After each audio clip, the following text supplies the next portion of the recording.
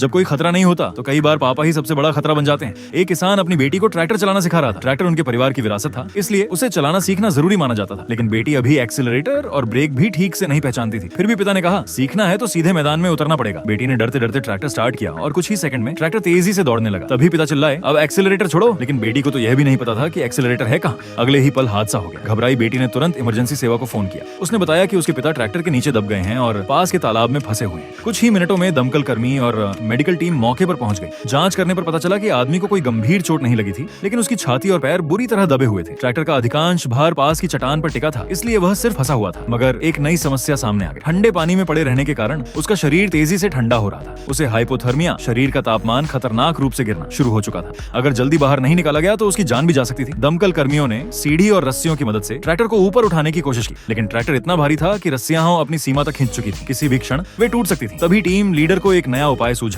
अगर ट्रैक्टर ऊपर नहीं उठ सकता तो आदमी को नीचे की मिट्टी खोदकर बाहर निकाला जाए। जैसे ही मेडिकल टीम ने उसके शरीर को थोड़ा ऊपर संभाला, दो दमकल कर्मी तेजी से कीचड़ खोदने लगे। उधर रस्सियां डरावनी आवाजें निकाल रही थीं। हर सेकंड खतरा बढ़ता जा रहा था। जब रस्सियां टूटने की कगार पर पहुंच गई तो लीडर चिल्लाया, बस अब उसे बाहर खींचो। सभी ने पूरी ताकत लगाई। आदमी बाहर निकल ही रहा था कि धड़ाम, लोहे की चेन टूट गई और ट्रैक्टर जोर से नीचे आ गिरा। सौभाग्य से वह आदमी उससे पहले ही बाहर निकल चुका था, वरना उसकी जान बचना मुश्किल था। लेकिन कहानी यहीं खत्म नहीं हुई। जब सब कुछ शांत हुआ तो दमकल कर्मियों ने ट्रैक्टर के इंजन के अंदर झांका। वहां उन्हें एक हैरान कर देने वाला नजारा दिखा। अंदर छोटे छोटे बिल्ली के बच्चे फंसे हुए थे। तब सबको समझ आया कि हादसे से पहले एक काली बिल्ली बार बार ट्रैक्टर के सामने क्यों आ रही थी। वह किसी पर हमला नहीं कर रही थी, वह तो बस अपने बच्चों को बचाने की कोशिश कर रही थी।